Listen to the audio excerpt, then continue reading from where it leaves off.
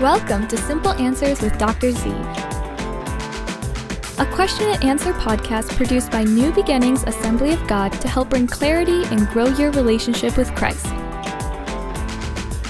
If you have a question that you would like to have discussed by Dr. Steven Samanik and the team, please submit it to simpleanswerswithdrz@gmail.com. Thank you for listening, and we hope this podcast blesses you. Welcome into our 9th edition of Simple Answers with Dr. Z. I'm Travis Green. This is Dr. Z. He is Steven Zamanek. That is Randy Green. He is a most holy reverend here on the podcast. We appreciate you tuning in, but we also want to show our appreciation to our wonderful crew that makes this whole thing run. That is the Prabhus. This is a New Beginnings Assembly of God production, which means only the best gets on the YouTube channel, on the audio stream, however you're consuming this podcast, you're consuming it at the highest quality because of John Prabhu and all his hard work, and of course his assistant. We don't actually even look like this.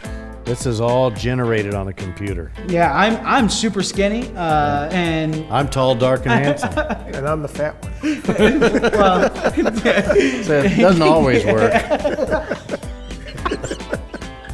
well, this is a simple concept. It is Simple Answers with Dr. Z, and we take your simple questions, faith-based most of the time, and we bring them to air, and we talk about them and give our answers to the best of our abilities, which sometimes you may feel like is not an ability at all. It will be a miracle if we make it to number 10, which will be our big episode. Yeah, we're going to throw a party on number 10, so you better stay tuned. The double-digit episode. Well, I want to start off with our friend Anonymous. We haven't heard from him or her in a while. And Anonymous asked this question, and I think it's a really interesting one. One, because I am a deacon at our church, but for two, I think it's something that people probably can see something like this happen in their time in church. And I have you guys on pins and needles, right? The church I attend has recently made some interesting choices on how to spend their money. I know that we are to entrust our deacons and leaders with this, but is there a good way to approach this topic without turning it into something more? Might be someone from your congregation sending this one. It's actually me. I am anonymous. Dr. Z, I think it is a fascinating question to ask, is how, I guess, first, what is there a biblical approach to this? Because it's something that some people may sit back and go, I don't like how they're spending the money, but I also like the humility that they took and said, hey, I want to approach this in the proper way. So that's why they're asking us, because we're trained professionals. It's in How do Matthew. you spend your money? Yeah, well, and I think it's Matthew's chapter 7. If not, we'll have John edit it and put in my mouth the right chapter. But I do think it's chapter 7, where the principle applies, especially when dealing with money in church, because money and church are inseparable. Money is the way the church operates, and at the same time, it is the way that we worship God. And so you can't separate church from money. You can try, but you won't be worshiping God, and you won't have church. So do however you want. Can you separate church from state? Never mind. In episode, I think in episode 6 or 7, you could. Somewhere in there. But there are some principles, and they apply to every area of life, especially with money. Jesus is recorded as saying, look, if your brother offends you, you go to him privately. If the matter isn't settled, you take 2 or 3 with you, witnesses, not people who are on your side, just witnesses that the conversation took place. And if that doesn't work, you take it to the whole congregation. And so this works with every area of church life. And as a pastor for 30 years, I've been on the receiving end of this. And by God's grace, it's always stopped at the first step, where we were able to deal with why certain things were the way they were. So when it comes to money, you have legitimate issues. If you're not giving to the church, you have no right to complain about how the money is being spent. That's just the way it is. But I'm assuming you are, that you're loving the Lord with your tithe and offering. So you go to the pastor and say, look, Pastor Perfect, because that's what we are. We just want to know why the church is spending $80,000 to put in an in-ground pool when what we need to do is to start a food pantry or whatever it is. Because a lot of times money is spent in a way that doesn't make sense unless you're in the planning sessions. Because a lot of what a church does goes far beyond just the Sunday and the Wednesday activity. And it involves investment in properties, it involves investment in community. And if you're not a part of the ground floor as to we're doing this for a larger purpose, that pool might seem silly. Yeah. But if you're, and I don't know why you'd build a pool, but I'm just using this analogy. If the pool is being built so that you can help kids learn to swim in the community and make relationships with them and draw them into the church and relationship with Christ, might be a way to spend it. I wouldn't, but I'm just trying to make it helpful. So you go to the pastor, and pastor says, I'm not listening to you. I'm the pastor, you're not. You just keep giving. We're not going to talk about this. And believe it or not, there are some pastors who have that approach. Then you go to stage 2. You take a few people with you. If you have elders or deacons, they would be perfect for this. But don't just go grab 2 people you met in the lobby that morning eating donuts.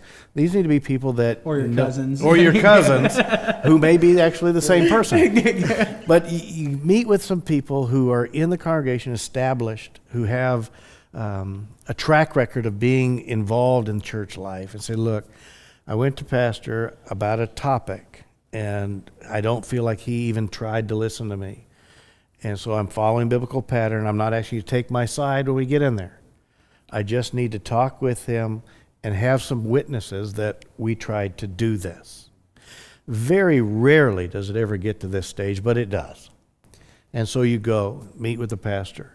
If the pastor A won't meet with you, or B does meet with you and still gives you the same response, you have the right then to bring in the church. And every church congregation has a different way that this is done. Standing up in the middle of worship service on Sunday screaming, I have an issue, is not the way to do it. Running up and grabbing the mic. Yeah, run up and grab the Kanye mic and West say, style. yea, verily the Lord has spoken to me. Probably not your best bet. But every church has a way that they're dealt with. A church that I serve, we have a way that it would be dealt with if it ever got to that point. Your humility in wanting to deal with this is very important, because pastors have a lot of stress. We have a lot of things that we're carrying, and a lot of times while we let an initial small group know this is what we're doing and this is why we need to build a basketball court, or this is why we need to buy 3 vans or whatever it is, because we're so busy, we fail to communicate that to the body. And we are a body. In the church I serve, I give and the congregation gives. And while I know why money's being spent in certain ways, at times, even in the church I serve, I have not done a great job of communicating that to people, and I've had to spend time one-on-one with people expressing this is why we're doing that.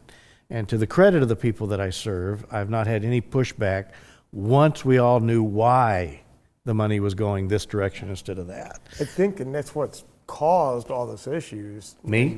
Well, if you agree with me. Well, I mean, it's the 3 money. jets that you have. Yeah, the money. Jesus. Because money, we've seen pastors in the past abuse the money, with the way that they use it. And so, you have to trust your pastor. God puts them in a position.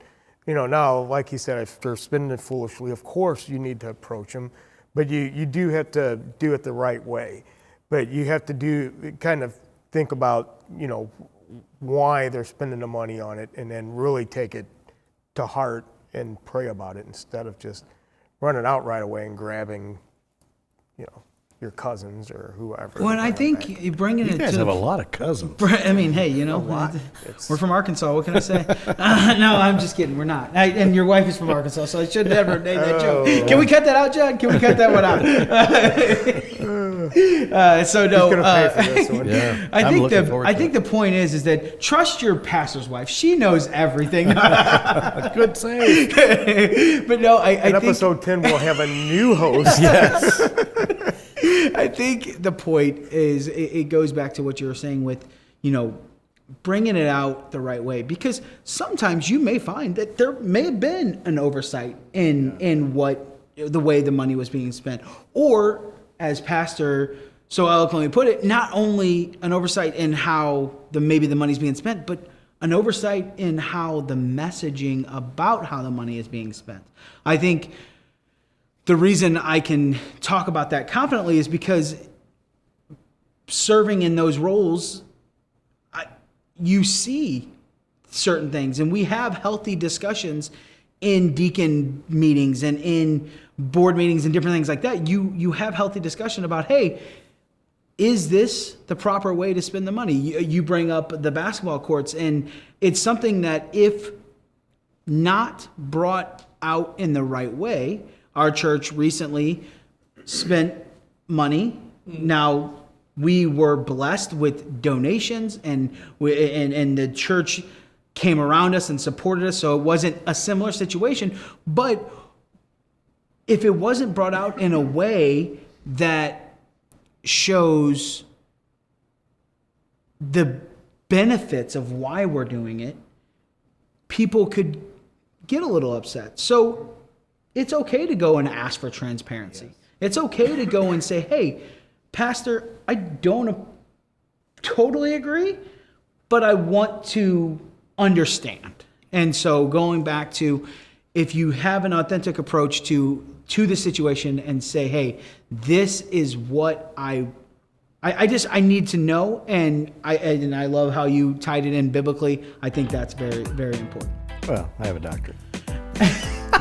We're going to continue to dig into that doctorate right after this break here on Simple Answers with Dr. Z. You're listening to Simple Answers with Dr. Z, a podcast produced by New Beginnings Assembly of God in Maryland Heights, Missouri. If you have a question that you would like to have discussed by Dr. Steven Samanik and the team, please submit it to simpleanswerswithdrz@gmail.com. Thanks for listening. And now, here's Pastor Steve. Welcome back to Simple Answers with Dr. Z. I'm Travis Green. That's Dr. Z. That's Randy Green. You can reach us at the emails or the tiny URL on your screen. We have another question. I almost forgot to pull this one up, but this one's from Frank. Not anonymous this time. It is Frank. My family and I attended the same church for over 25 years. However, when that one closed after COVID, we had to find another one. We finally found one that we really like, but they are a membership church. I'm trying to keep an open mind and not be the "that's not how I did it before" guy, but I'm leery of becoming a member. What is the purpose of memberships in church? Pastor, we of course have memberships at our church, so I think you are the perfect person to talk. Why do we have memberships? I've been wanting to know this answer for a while. I sent it, and I'm Frank. You and me Frank. both, Frank. Frank. Yes, you and me both. Frank, I sympathize with the position that you're in. Having to find a new church after 25 years, I can't even imagine all that you're going through. And then to find a great church that has everything you want except one thing, a little frustrating. Membership doesn't get you into heaven. Nobody goes to heaven because they're a member of a church. Well, unless this church. Membership is a way of, it does a couple things. One, it is a way of showing that you are committed to the mission of the church. Not necessarily just the church, you're the mission of the church. I'll give you an example that's not great, but it's the best one that I've got. I have some friends who, male and female, lived together as husband and wife for several years, but weren't married. And when they are pressed on it, they always say, well, why should we get married? We're already living together as if we are. And someone finally made this statement to them and said, well, you seem like you're only in it halfway. He said, well, a paper doesn't make us married. I said, no, but a paper makes you married in the eyes of the state and everybody else. And so they consented to get married, even though they'd already been living together, had kids, the whole thing. And not making this up, to his credit, he did say, I've noticed a change in our relationship because of a simple piece of paper. I didn't think the paper mattered, but it is a sign of a commitment that I made, and that's what membership is. It doesn't save you, it's a sign of a commitment to that. The other thing that membership does is it does help a church at strategic times, such as needing to get a loan for a building project, being able to show we have these many people who have committed themselves. A bank looks at that and says, okay, it's not just a pastor and 4 or 5 deacons. There's a group of people who actually care. No. It could be, it could still be. That's a different episode. But the other thing, and this is vitally important, is that being a member gives you a voice. In our congregation that we serve, we have an annual business meeting, and at that annual business meeting, everyone who's a member gets to see the books, they get to see everything that's taken place, and they get a chance to vote on significant things. For example, if we as a church decided we're going to go and build a new building, we have to have the voice of the members. And we have some wonderful people in our church who are not members. Everybody's treated the same, except at that point. At that point, if you're not a member, you don't have a voice in whether or not we're building the building.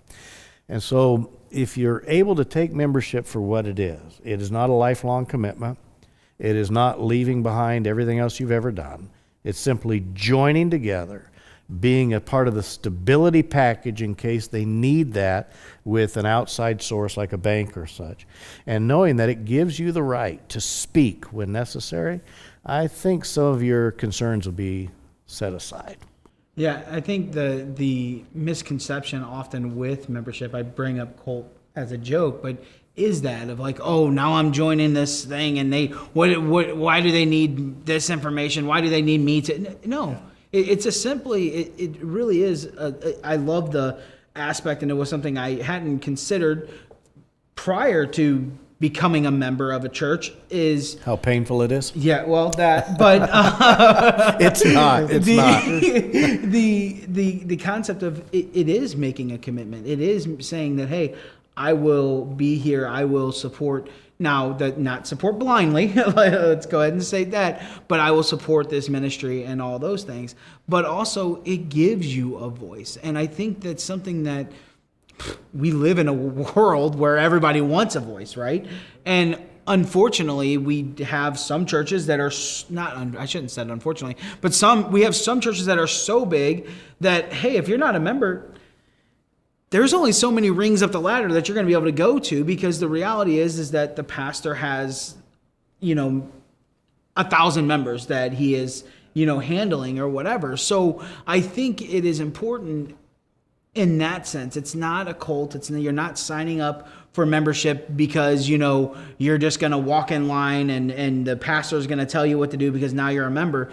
I think it is something to give you a voice and allow you to have that opportunity when the opportunity presents itself to help with where the church is going, whether it's in your community, whether it's within your congregation or anything like that.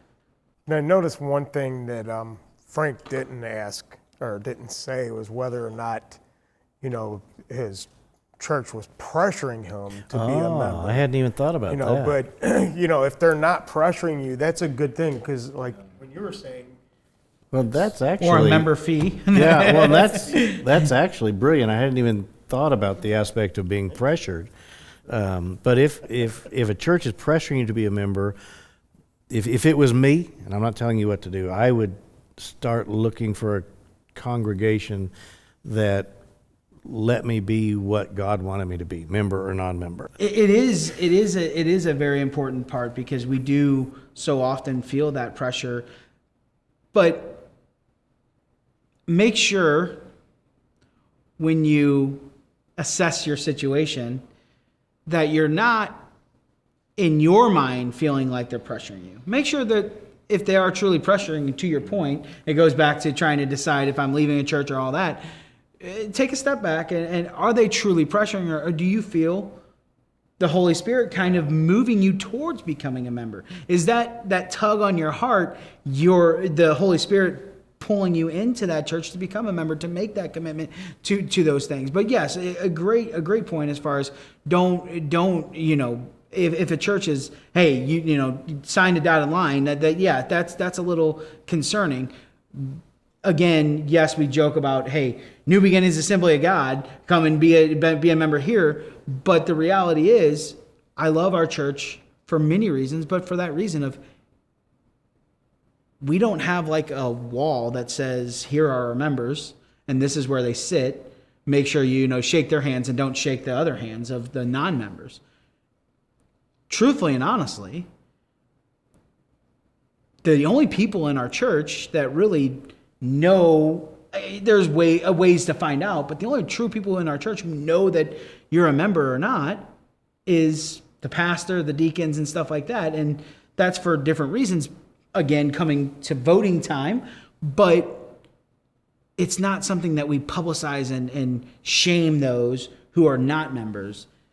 And I think that's a very, very important part. Well, that does it for episode 300. I don't even know where we're at now. No, that episode 9, that does it here for Simple Answers with Dr. Z. And once again, thank you to Dr. Z. Thank you to Randy Green. I'm Travis Green. Thank you to the Prabhus. We have John Prabhu, who is an amazing producer. We also have his assistant this time, Jessel Prabhu. We appreciate all their hard work, and we appreciate you tuning in and sending in those questions to simpleanswerswithdrz@gmail.com. Thank you, and until next time, have a great one. Thank you for listening to Simple Answers with Dr. Z. If you have a question that you would like to have discussed by Dr. Steven Samanik and the team, please submit it to simpleanswerswithdrz@gmail.com. As Pastor Steve likes to say, whatever you're doing today, remember this: because of Jesus, life is good today.